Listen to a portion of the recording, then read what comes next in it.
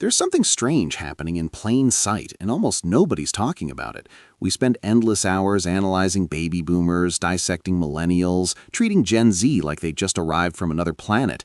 But right in the middle, there's this entire generation that just quietly exists, barely mentioned, almost invisible. Generation X, born roughly between 1965 and 1980. They're the colleagues who show up, do exceptional work, and never complain. They're the parents who seem oddly self-contained, sometimes distant, always capable. They're the people who quite literally built the digital world you're navigating right now, yet they rarely, if ever, post anything about their own lives in it. And here's what nobody tells you about them. Their psychological makeup is probably the most misunderstood of any living generation. And buried inside that misunderstanding is something that looks a lot like a superpower. Here's the thing about superpowers. They're not usually born in comfortable places. They emerge from circumstances that force you to adapt or break. For Gen X, that place was an empty house. Let's rewind to 1978. You're 8 years old, you twist the key, push open the front door, and the house swallows you whole. No sound except the refrigerator humming. No parent asking about your day. Because both parents are working. You make a sandwich with whatever's in the fridge, you do your homework at the kitchen table, you wait. And waiting teaches you something that no classroom ever could. The world doesn't stop just because no one's watching. It keeps going, and you have to keep up. This wasn't a few isolated kids, this was millions. By the mid-1980s, roughly 7 million children under 13 were regularly unsupervised after school. That's a generation learning the same lesson in unison. You are ultimately responsible for yourself, not your parents, not the government, not your teachers, you. That daily reality did something profound to their developing brains. When you're alone and something goes wrong, you fix it or you live with the consequences. Bike chain slips, your hands get greasy figuring it out, or you're walking home. Scared of a noise in the basement? Sit with the fear or go check it yourself. Every problem, every moment of boredom, every small crisis built the same neural pathway. I can handle this. I don't need to call anyone. I'll figure it out. Now here's where the superpower starts to take shape. Psychologists call it an internal locus of control, the deep belief that your actions determine your outcomes. Gen X didn't learn this from a book. They lived it. Thousands of afternoons alone, making decisions, facing consequences, adapting.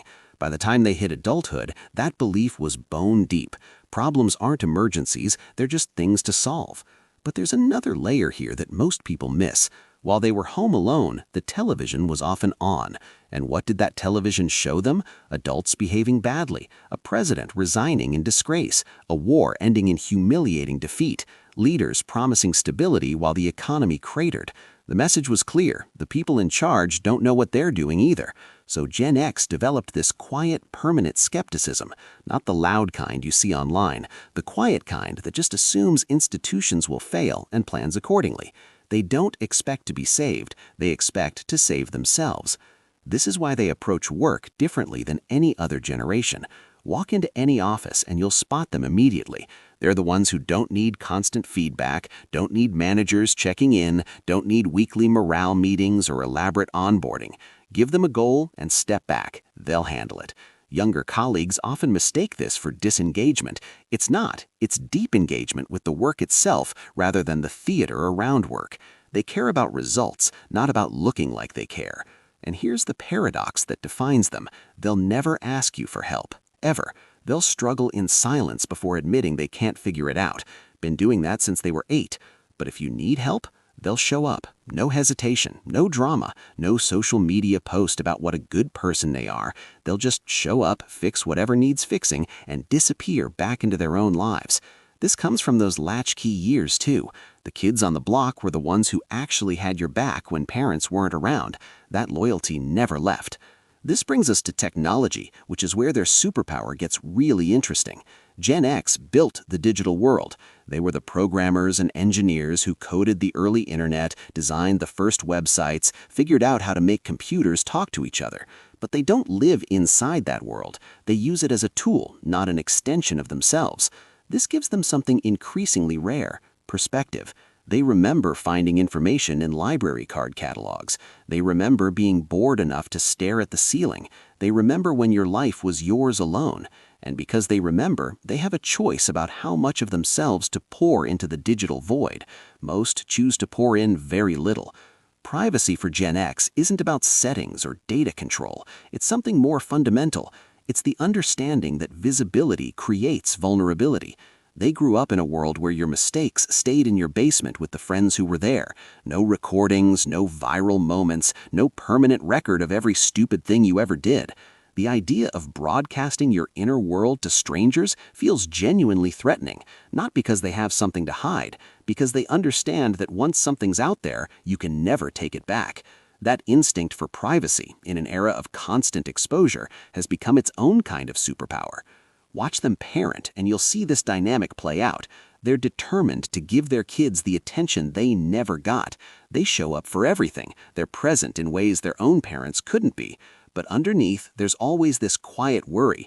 They fear they've made their kids too dependent, too used to having someone smooth every path, too visible in a world where visibility has costs they understand deeply. They want their kids to have security, but they also want them to develop the resilience that only comes from being left alone sometimes. That tension never really resolves. The economic chaos they've navigated would have broken most generations. They entered the workforce during the 80s boom, only to watch the early 90s recession wipe out opportunities. The ones who established themselves in the 90s got hit by the dot-com crash. The ones who rebuilt after that got hammered in 2008. Just when they thought they had stability, the pandemic rearranged everything. Most generations face one or two major disruptions. Gen X has faced 4 or 5, and they keep going, not because they're lucky, because they learned early that change is the only constant, and the only safety net is the one you build yourself. This is why so many have side hustles, not because they're passionate about entrepreneurship, because they've learned through painful experience that putting everything in one basket is a recipe for disaster. They watched their parents get laid off from companies they'd served for decades. They saw pensions disappear, so they diversified. They consult on weekends, they flip houses, they turn hobbies into small businesses. None of it is glamorous, all of it is necessary, and they do it without complaining, because complaining never paid a single bill. The way they process information reveals another dimension of their capabilities. They grew up when knowledge was scarce. If you wanted to learn something, you found a book or talked to someone who knew. That scarcity trained their brains differently. When you work to find answers, you remember them better. You understand them more deeply. You connect them to other things because your brain has to do the integration itself. Cognitive science confirms this. Information that requires effort to obtain gets encoded more deeply and lasts longer. Gen X might not look things up fast, but they often don't need to. The knowledge is already there, wired in through years of hunting through library stacks and encyclopedia volumes. There's also something about growing up with limited entertainment that shaped them. When television stopped broadcasting overnight, you found other ways to occupy yourself. You read, you built things, you rode bikes and explored neighborhoods, and got into trouble and got out of it again. This constant engagement with the physical world built practical intelligence that's harder to develop when all entertainment comes through screens. Gen X knows how to fix things, how to build things, how to navigate physical space and solve tangible problems. These skills seem almost antique now, but they're incredibly valuable in a world that's increasingly abstract and virtual. Now, here's what makes all of this a genuine superpower. Not the individual traits themselves, the combination. Self-reliance plus skepticism plus practical competence plus privacy instinct plus economic adaptability. They work together. They reinforce each other. They create someone who can walk into almost any situation, assess it accurately, handle whatever needs handling, and then walk away without needing credit or recognition. That's rare. That's increasingly valuable, and it's almost completely invisible because the people who have it don't advertise it. Think about the last time something went wrong at your job. Really wrong. Who stayed calm? Who started fixing things while everyone else panicked? Who didn't need to be told what to do? That was probably Gen X, and you probably didn't think about them again until the next crisis. That's exactly how they want it. The bridge metaphor gets used a lot with this generation, but it's accurate. They span the gap between analog and digital, between the Cold War and the War on Terror, between privacy and exposure, between a world where you fixed things yourself and a world where you call someone. In a world that demands constant performance, constant visibility, constant validation, that kind of quiet competence is almost revolutionary. They won't ask you to notice. They won't even care if you do. But if you pay attention, you'll see them everywhere, holding things together, expecting nothing, just doing the work. If this hit home for you, please subscribe.